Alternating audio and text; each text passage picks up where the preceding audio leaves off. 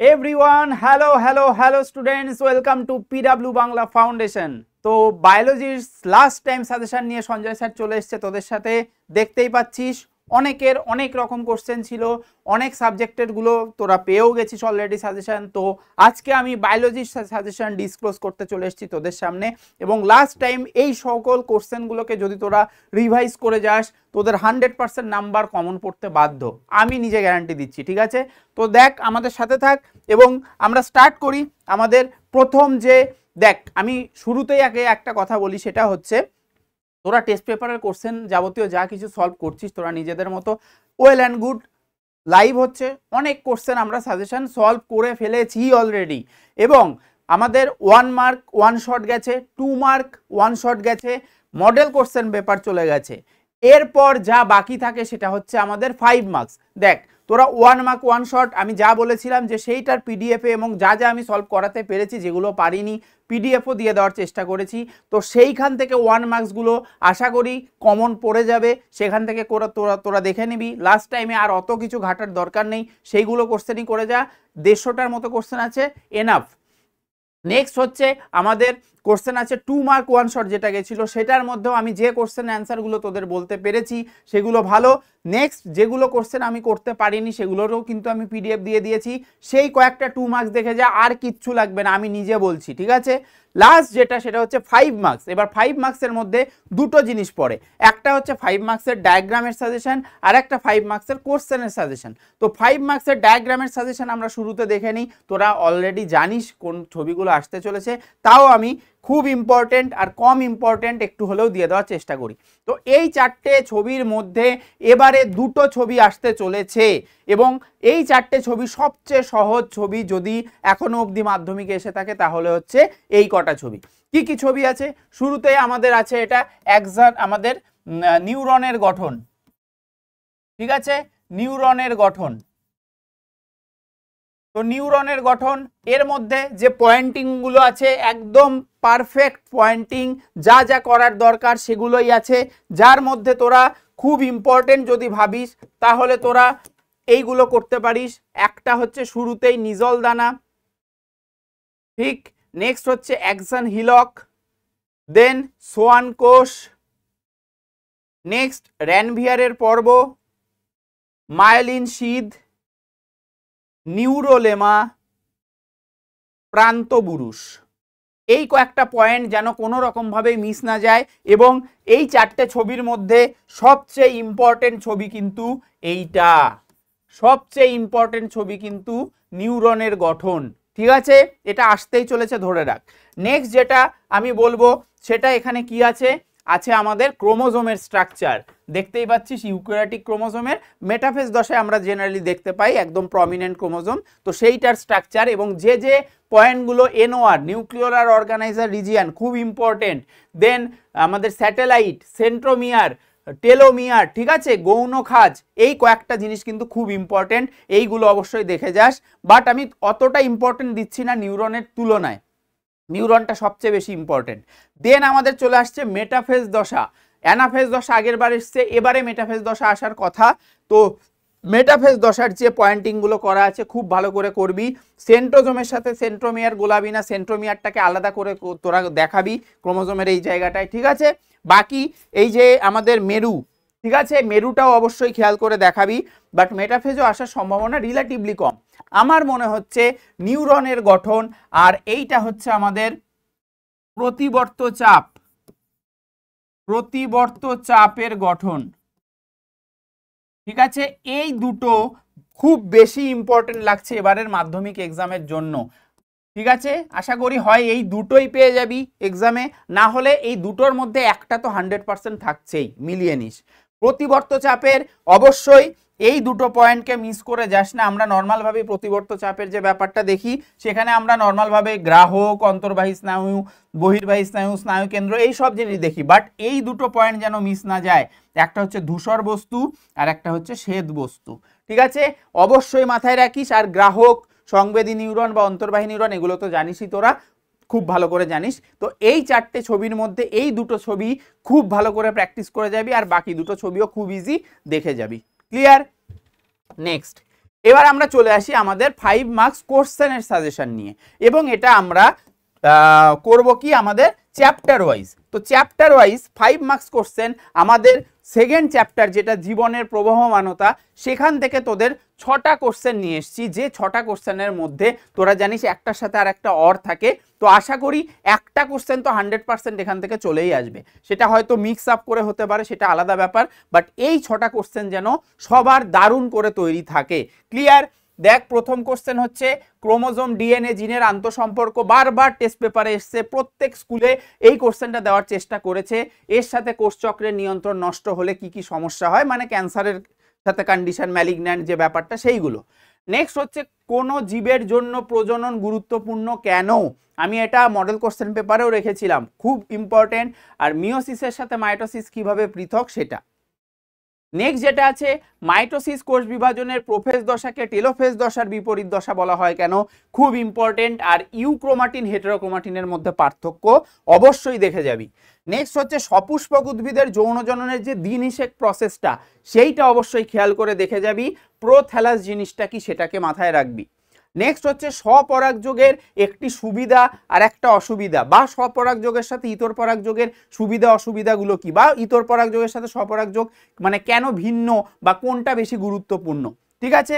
আর anaphase দশার বৈশিষ্ট্যগুলো দেখে যাস, অ্যানাফেজ দশার কন্ডিশন বা ছবি সেটা আগের বছর এসছে, এবার বৈশিষ্ট্যগুলো অন্তত খেয়াল করে দেখে যাস। আর লাস্ট কোশ্চেন হচ্ছে বৃদ্ধি ও বিকাশের পার্থক্য, বা বৃদ্ধির যে সাথে বিকাশের যে সম্পর্ক সেটাও বলতে পারিস সেইটা। আর কোষচক্রের দশাগুলো যেগুলো আছে G1S G2M, সেই দশাগুলোর অবশ্যই জিনিসটা দেখে যাস। আর এইখানের যে আরেকটা কোশ্চেন আছে সেটা হচ্ছে মাইক্রো প্রোপাগেশন। এবার আমি এই কোশ্চেনটা 2 মার্কসের ওখানে রাখার চেষ্টা করেছি, সেই কারণে আমি 5 মার্কসের মধ্যে ইনক্লুড করিনি, তো 2 মার্কসের ওখানে দেখে নিস। ঠিক আছে? নেক্সট, এবার আমরা চলে আসি আমাদের যে জেনেটিক্সের যে পোর্শন, বংশগতি কয়েকটি জিনগত রোগ, সেইটার মধ্যে অবশ্যই এই ধরনের একটা কোশ্চেন থাকতে চলেছে, সেটা মোটর গাছ দিয়ে হোক বা গিনিপিগ দিয়ে হোক। ঠিক আছে? এই রকম চেকার বোর্ডের সাহায্যে একটা কোশ্চেন অবশ্যই ইম্পর্টেন্ট ধরে রাখতে পারিস। নেক্সট হচ্ছে থ্যালাসেমিয়া আক্রান্ত কোনো শিশুদের কি কি লক্ষণ প্রকাশ পায়, খুব ইম্পর্টেন্ট। সেটা 2 মার্কসে হোক 5 মার্কসে হোক, যে সময় জেনেটিক কাউন্সিলিংয়ের সেই সময় জেনেটিক কাউন্সিলিংয়ের কি কি পরামর্শ দেওয়া হয়, তাই না? থ্যালাসেমিয়ার ক্ষেত্রে আমরা জানি সেটা, সেইটা। নেক্সট হচ্ছে টেস্ট ক্রস কি, এবার টেস্ট ক্রস কি, সেটার সাথে টেস্ট ক্রস ব্যাক ক্রসের ডিফারেন্সও দিতে পারে, সেটাও হতে পারে। এই ধরনের ক্রস কেন করা হয়, জেনোটাইপ নির্ণয়ের জন্য, সেই সব জিনিস। আর থ্যালাসেমিয়া মেজর, থ্যালাসেমিয়া মাইনরের ডিফারেন্সটা, বেসিক ডিফারেন্সটা কি। নেক্সট হচ্ছে অসম্পূর্ণ প্রকটতা, খুব ইম্পর্টেন্ট এবারের জন্য। ঠিক আছে? সেইটার বিচ্যুতি আমরা মেন্ডেল থেকে কীরকম ভাবে পাই, ফেনোটাইপ জেনোটাইপ রেশিওতে কী চেঞ্জেসটা আসে, সেইটা। আর মোটর গাছের যে চারিত্রিক বৈশিষ্ট্যগুলো, ভিন্ন ভিন্ন চারিত্রিক বৈশিষ্ট্য, সেটা দিয়েও কিন্তু কোশ্চেন দেয়। লাস্ট হচ্ছে অবশ্যই এই ধরনের একটা মানে ক্রস, আমি অনেক ক্রসিং করিয়েছি লাইভ থেকে শুরু করে সব কিছুতে, তো এখানে আমি হিমোফিলিয়ারটা দিয়ে করেছি। আমার গার্ডস বলছে যে হিমোফিলিয়া থেকেই হয়তো এরকম একটা কোশ্চেন আসতে পারে এবার। ঠিক আছে? বাট অবশ্যই চেষ্টা করবি যে হিমোফিলিয়া বর্ণান্ধতা আর থ্যালাসেমিয়া আসার সম্ভাবনা ক্রসের কম, হিমোফিলিয়ার বর্ণান্ধতার মধ্যে কিন্তু কোনো একটা আসবেই। নেক্সট হচ্ছে হেটেরোগ্যামেটিক লিঙ্গ পুরুষদের কেন বলা হয়, XY যে সিস্টেমটা, সেইটা। এরপর আমাদের আছে অভিব্যক্তি অভিযোজন। এইটার মধ্যে আমি একদম শুরুতেই বলবো প্রাকৃতিক নির্বাচন, যেটা ডারউইনবাদের মতবাদ, সেইটার ওপর বেস করে, বিশেষ করে যে আন্তর্প্রজাতি সংগ্রাম, সেই সংগ্রাম ওইগুলোও কিন্তু আমাদের এর মধ্যে ইম্পর্টেন্ট। অধিকাংশ মেরুদণ্ডী প্রাণীর ভ্রূণ অবস্থায় লেজ দেখা যায় কেন, মানে ভ্রূণগত যে প্রমাণটা সেটা অবশ্যই, এবং তার মধ্যে কি কি চেঞ্জেস, মানে একই বৈশিষ্ট্য কি কি ছিল সেগুলো, 2-3টে যেগুলো ছিল সেইগুলো। নেক্সট হচ্ছে অঙ্গ সংস্থানগত অভিযোজন কাকে বলে, এবং সুন্দরী গাছের লবণ সহনের 3টি অভিযোজনগত উপায় বা কারণ। আর মাছের অভিযোজনে পটকার ভূমিকা খুব ইম্পর্টেন্ট, রেড গ্রন্থি, রেটিয়া মিরাবিলিয়ার যে ব্যাপারটা, নিষ্ক্রিয় অঙ্গের একটি করে উদ্ভিদ আর প্রাণীর ক্ষেত্রে যে নিষ্ক্রিয় অঙ্গ, সেটার উদাহরণ তোকে দিতে হবে। নেক্সট জীবন রাসায়নিক উৎপত্তি সংক্রান্ত মিলার আর উডের পরীক্ষায় ব্যবহৃত বিক্রিয়ক অনুপাত আর বিক্রিয়াজাত যে জৈব যৌগ উৎপন্ন হয় সেইটার নামগুলো। ঠিক আছে? বা তুই এই যে সিস্টেমটা, যে মিলার আর উডের যে এক্সপেরিমেন্টটা, সেটাকেই ভালো করে তৈরি করে যাবি। ঠিক আছে? আসার সম্ভাবনা প্রবল। এবং ল্যামার্কের অঙ্গের ব্যবহার ও অব্যবহার সূত্রের যে মূল বক্তব্যটা ল্যামার্ক দিয়েছিলেন, জিরাফের ব্যাপারটা দিয়ে হোক, সাপের ব্যাপারটা দিয়ে হোক, সেগুলো উদাহরণ সহ ব্যাপারটা করবি। নেক্সট হচ্ছে হৃৎপিণ্ডের অন্তর্গঠনের যে তুলনা ছিল মেরুদণ্ডী প্রাণীদের, মাছের ক্ষেত্রে আমরা জানি মিক্সড ব্লাড হয়ে যায়, তাই না? তো সেই যে ব্যাপারগুলো আর এইদিকে ধীরে ধীরে কমপ্লেক্স হতে থাকে সেইটা, আর জৈব অভিব্যক্তিতে এর গুরুত্ব, অপসারী বিবর্তনের ক্ষেত্রে কিভাবে হচ্ছে আমাদের সমস্ত অঙ্গের সেইটা। লাস্ট হচ্ছে ক্যাকটাসের 3টি অভিযোজনগত বৈশিষ্ট্যের কারণ আর শারীরবৃত্তীয় শুষ্ক মৃত্তিকা কেন কাকে বলা হয় সেইটা। ক্লিয়ার? তাহলে এটা আমাদের চ্যাপ্টার 4 গেল, অভিব্যক্তি অভিযোজন। লাস্ট চ্যাপ্টার, এবার এই চ্যাপ্টারটা হচ্ছে সবচেয়ে বেশি ইম্পর্টেন্ট, কারণ এই চ্যাপ্টারটা থেকে তোদের 2টো কোশ্চেন অ্যান্সার করতে হবে, যেখানে তোর 4টে কোশ্চেন থাকবে, একটার সাথে আর একটা অর করে। তো এই যে পেজটায় দেখতে পাচ্ছিস 5টা কোশ্চেন, আশা করি এখান থেকে একটা কোশ্চেন আসবে, আর এর পরের পেজে এই চ্যাপ্টারেরই আরও 5টা কোশ্চেন আছে, তার থেকে হয়তো একটা চলে আসবে। ঠিক আছে? কি কি আছে? ইউট্রোফিকেশনের কারণগুলো কি, ক্ষতিকর প্রভাবগুলি আলোচনা করো, খুব ইম্পর্টেন্ট, ইনসিটু এক্সিটু সংরক্ষণের বৈশিষ্ট্য, জাতীয় উদ্যান অভয়ারণ্যের পার্থক্য। ক্লিয়ার? নেক্সট, একশৃঙ্গ গন্ডার, খুব ইম্পর্টেন্ট এবারের জন্য, 2টি সংরক্ষণ পদ্ধতি, মিষ্টি জলের উৎসগুলো কি কি ভাবে দূষিত হয় সেইটার একটা ব্যাপার বলতে হবে তোকে। গির অরণ্য সিঙ্গালীলা জাতীয় উদ্যান কি জন্য বিখ্যাত আমরা সবাই জানি, একশৃঙ্গ গন্ডারের বিপন্নতার কারণগুলো লেখো। আর লাস্ট হচ্ছে লেগ হিমোগ্লোবিন কি, নাইট্রোজেন সংবন্ধনে এর ভূমিকা কি, আর বহিরাগত প্রজাতি, এই কোশ্চেনটা 2 মার্কস বা 3 মার্কস এই 5-এর মধ্যে অবশ্যই আসবে, এইটুকু লিখে রাখ। বহিরাগত প্রজাতির অবলুপ্তি মানে সেটা আমাদের দেশীয় প্রজাতিতে কি কি ক্ষতি করছে। আর এরকম কন্ডিশন বেসড কিছু কোশ্চেন দিতে পারে, যেটা এবার টেস্ট পেপারেও ছিল। তো এসপিএম, গ্রিন হাউস গ্যাস, এগুলো কি কি রকম ভাবে ক্ষতিকর বা ক্ষতি করছে আমাদের দূষক পদার্থগুলো, অথবা এর সাথে আরেক রকম ভাবে আসতে পারে যে জলে দ্রবীভূত অক্সিজেন কি কি রকম ভাবে মাত্রা হ্রাস করাচ্ছে, মাছ মারা যাচ্ছে, ঠিক আছে, যেটা ইউট্রোফিকেশন। পরাগ মিলনে সাহায্যকারী পতঙ্গের সংখ্যা কেন হ্রাস পাচ্ছে, ঠিক আছে। নিদ্রাহীনতা, যেটা আমাদের শব্দ দূষণের একরকম কারণ। ফুসফুসের বায়ু চলাচলে পথে প্রদাহ মানে ব্রঙ্কাইটিস থেকে কোশ্চেন। তো এইরকম কিন্তু মানে স্টেটমেন্ট বেসড কোশ্চেন, এইরকমভাবে বিভিন্ন রকম স্টেটমেন্ট দিয়ে সেটা কি জন্য হচ্ছে সেই রকমভাবেও দিতে পারে। নেক্সট হচ্ছে নিম্নলিখিত বিষয়গুলির ভিত্তিতে জীব বৈচিত্র্যের গুরুত্ব, একটা ওষুধ প্রস্তুতিতে কি গুরুত্ব, বাস্তুতান্ত্রিক ভারসাম্য রক্ষার ক্ষেত্রে কি গুরুত্ব, সাহিত্য, এটা সাহিত্য হবে, হ্যাঁ, শিল্প সাহিত্যে কি প্রভাব পড়ছে সেইটা থেকে কিন্তু কোশ্চেন দিতে পারে। আর জীব বৈচিত্র্য সংরক্ষণে ইনসিটুর প্রধান আমাদের যে সুবিধাগুলো সেইগুলো। হটস্পট নির্ধারণের শর্ত 2 মার্কস বা 3 মার্কস 5 মার্কসের মধ্যে ধরে রাখ। এটা পশ্চিমঘাটের শ্রীলঙ্কার পূর্ব হিমালয় হটস্পটে পাওয়া যায় এমন জীব বৈচিত্র্যের নাম করো। মর্টালিটি, নাটালিটি ডিফারেন্স হিসেবেও দিতে পারে, এইরকম ভাবেও দিতে পারে। অবশ্যই এর ইকুয়েশনটা দিয়ে দিবি। জীব বৈচিত্র্য সংরক্ষণে জেএফএম আর পিবিআর এর ভূমিকা খুব ইম্পর্টেন্ট, আর রেড পান্ডা সংরক্ষণটা কিন্তু দারুণভাবে ইম্পর্টেন্ট। তো লাস্ট চ্যাপ্টারের 10টা কোশ্চেন দেওয়ার চেষ্টা করেছি, কারণ যেহেতু এখান থেকে 4টে কোশ্চেন আসার সম্ভাবনা আছে, বাট আমার মনে হয় 2টো কোশ্চেন আরামসে এখান থেকে পেয়েই যাবি, ঠিক আছে। তো একটু বেশি মনে হলেও করতে হবে, কারণ এই কয়েকটা কোশ্চেনের মধ্যে থেকেই তোরা আশা করি সব কমন পেয়ে যাবি। এদিকে 2 মার্কস 1 মার্কস যেগুলো আমার যা দেওয়া আছে সাজেশন, সেগুলো থেকে আমরা আরামসে পেয়ে যাব, ঠিক আছে। এইবার যেটা আমাদের ইম্পর্টেন্ট জিনিস, সেটা হচ্ছে আমাদের টাইম ম্যানেজমেন্ট সিস্টেম বা স্ট্র্যাটেজি, সেটা আমরা কিভাবে করব। আমাদের কোশ্চেন তো আমরা বুঝলাম, সবই স্যার সাজেশন দিয়েছেন, অনেক কিছু করিয়েছেন, এবার আমাদের বলুন আমরা টাইম কিভাবে ম্যানেজ করব। তো দেখ, আমাদের যখন এমসিকিউ কোশ্চেন থাকে, তো এমসিকিউ কোশ্চেন কটা থাকে, 15টা কোশ্চেন থাকে, 15টারই অ্যান্সার করতে হয়। তো দেখ, এমসিকিউ কোশ্চেনে আমরা বেশি সময় নেব না। এমসিকিউ কোশ্চেন 15টা থাকে, আমরা ঊর্ধ্বে 10 মিনিট নেব, তার বেশি নেব না কিন্তু। তাহলে আমরা এইখানে দিলাম 10 মিনিট, ঠিক। নেক্সট হচ্ছে আমাদের ভিএসএকিউ, ভিএসএকিউ কোশ্চেন। তো ভিএসএকিউ কোশ্চেন দেখবি তোরা 26টার মধ্যে 21টা কোশ্চেন দিতে হয়, ঠিক আছে। তো 21টা কোশ্চেনের জন্য আমি ধরলাম 30 মিনিটই ধরলাম, তাও বেশি হয়ে যাচ্ছে, ঠিক আছে। তাও আমি 30 মিনিট ধরলাম, তাহলে অলরেডি কিন্তু তোর 40 মিনিট শেষ। 3 ঘন্টা 15 মিনিট পাস। প্রথম 15 মিনিট কিন্তু তোরা প্রশ্নটাকে ভালো করে আগে পড়বি, সিলেকশনটা আগে জরুরি, যে কোন কোশ্চেনের আমি কোন কোশ্চেনগুলোকে আমি সিলেক্ট করে অ্যান্সারটা করব, যার জন্য আমার কম্প্যাক্ট 100 হবে। সেটা কিন্তু 15 মিনিট অবশ্যই কিন্তু লেখার ক্ষেত্রে দিবি না, 15 মিনিট আগে ভালো করে চুজ করবি, তারপরে লেখা শুরু করবি। আমি এখানে 3 ঘন্টার ব্যাপারটা দেখাচ্ছি, ঠিক আছে। আচ্ছা, নেক্সট হচ্ছে SAQ question. SA Q question কি আছে? এসএ কিউ কোশ্চেন আমাদের কটার মধ্যে কটা দিতে হয়? 17টার মধ্যে 12টা কোশ্চেন অ্যান্সার করতে হয়। ভালোভাবে চুজ করবি 12টা কোশ্চেন। এবার যেহেতু এগুলো 2 মার্কসের কোশ্চেন, তার মানে একটু মোটামুটি লিখতে হবে 3-4 লাইন। তো 3-4 লাইন যদি লিখতে হয়, 12 দুগুণ 24 নাম্বার, আমি এখানে ধরলাম মোটামুটি 50 মিনিটস ধরলাম, তাও বেশিই হয়ে যায়, 40 মিনিটসটা ভালো ছিল, আমি তাও 50 মিনিটস ধরলাম যে 24 নাম্বারের জন্য এক একটা কোশ্চেনে তুই মোটামুটি মানে দে, মোটামুটি টাইম দে, 3 মিনিট করেই হোক 4 মিনিট করেই হোক দে, 4-12 48 হচ্ছে, 4 মিনিট করেই দে, ঠিক আছে? আমি 50 মিনিটস ধরলাম। তাহলে দেখ অলরেডি কত চলে গেছে আমার, 1 ঘন্টা 30 মিনিট শেষ।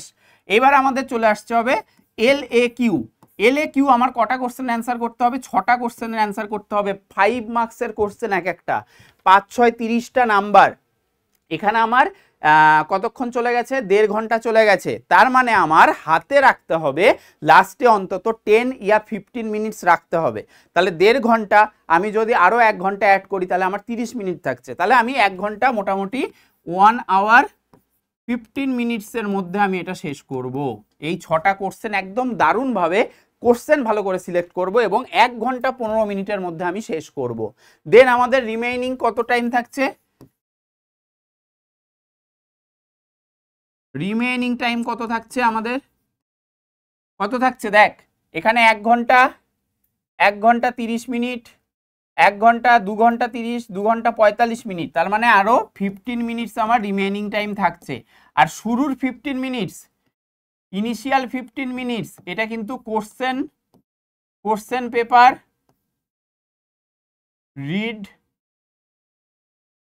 রিড অ্যান্ড সিলেক্ট, ঠিক আছে? কোশ্চেন সিলেকশন এবং রিডিং এর জন্য এটাকে দিতেই হবে। তো এই যে 15 মিনিট, এই 15 মিনিটে ভালো করে তুই কি করবি? রিভিশন দিবি, কোথাও কোনো ভুল ত্রুটি কিছু আছে কিনা সেটা অবশ্যই দিবি, ঠিক আছে? আর খাতাটার অবশ্যই সুন্দর করে মার্জিন দিবি, পেন ইউজ করবি 2টো কালার, একটা ব্ল্যাক একটা ব্লু, যেটা তোর সুবিধা হয় সেটা বেশি করে লেখ, পয়েন্টগুলো অন্য কালারে কর, বাট অন্য কোনো কালার ইউজ করবি না। পেন্সিল রাখবি, পেন্সিল দিয়ে ছবি আঁকতে হবে, পেন্সিল দিয়ে বর্ডারগুলো পেন্সিল দিয়ে দেওয়ার চেষ্টা করবি, চারদিকে বর্ডার হোক বা দুদিকে হোক দেওয়ার চেষ্টা করবি। আর মাঝে কিন্তু গ্যাপ, যাদের হাতের লেখা একটু খারাপ তারা কিন্তু ফাঁকা ফাঁকা করে লিখবি, ঠিক আছে? বেশি কনজেস্টেড লিখবি না। তো এই হচ্ছে আমার টাইম ম্যানেজমেন্ট স্ট্র্যাটেজি। যদি এইটা এখন থেকেই অন্তত 2টো মক টেস্ট দে এই টাইমটা ধরে, দেখ তোরা পারছিস কিনা, তাহলেই কিন্তু তোরা এক্সামে গিয়ে নামাতে পারবি, না হলে কিন্তু পারবি না, ঠিক আছে? একদম ভালো করে এই মক টেস্ট 2টো দে, একটা বা দুটো, এই টাইম ম্যানেজমেন্ট করে 15 বা 10 মিনিট তোর ভালো করে রিভিশনের জন্য রাখতে হবে, ঠিক আছে? বোঝা গেছে? তাহলে তোরা এখানে অ্যাড করতে পারিস 5, অথবা এখান থেকে তোরা -5 করতে পারিস, মানে 10 মিনিটস রাখতে পারিস। তো সেটা তোদের ওপর ডিপেন্ড করছে, বাট বড় কোশ্চেনটাকে কিন্তু ভালো করে রাখতে হবে। ক্লিয়ার? তো এই ছিল আমার তোদের last time suggestion, last time তোদের সাথে মুলাকাত, তোদের জ্ঞান দেওয়া, যাই বলিস। আশা করি তোরা বুঝতে পেরেছিস যে তোদের ভালোর জন্যই বলা হচ্ছে, এর বাইরে আশা করি আসবে না। তোরা অনেক সারা বছর ধরে অনেক পড়াশুনো করেছিস, অনেক প্র্যাকটিস করেছিস, এখনো করে যাচ্ছিস। লাস্ট টাইমের জন্য আমি এইটুকুই বলবো যে বাবু নিজের ওপর ভরসা রাখ, ওই যে টাইমটুকু, ওই টাইমটুকু কিন্তু তোরা নিজেদের সেরাটা দে, ঠিক আছে? অন্য কিছুর ওপর কথা কোনো রকম কোনো কিছু চিন্তা করিস না, ওইটুকু টাইম শুধু নিজের বেস্টটা দে, তারপর এসে জানা যে এক্সাম কেমন হলো। আমি অবশ্যই চাইবো এবং অবশ্যই আমি জানি যে তোরা কিন্তু নিজের বেস্টটা দিয়ে দারুণ রেজাল্ট করবি। আর আমি যেমন বলেছিলাম যে 90+ কিন্তু রাখতেই হবে সবার, 100টাকে অবশ্যই টার্গেট করে, 90 টার্গেট করলে আরও কমবে, তো সেটা যেন না হয়। অল দ্য বেস্ট সবাইকে, সবাই আমার চ্যাম্পিয়ন্স। অবশ্যই জানাবি রেজাল্ট কেমন হলো, কোশ্চেনের আগে তো অবশ্যই ডিসকাশন হবে। তো thank you, tata, bye bye, see you.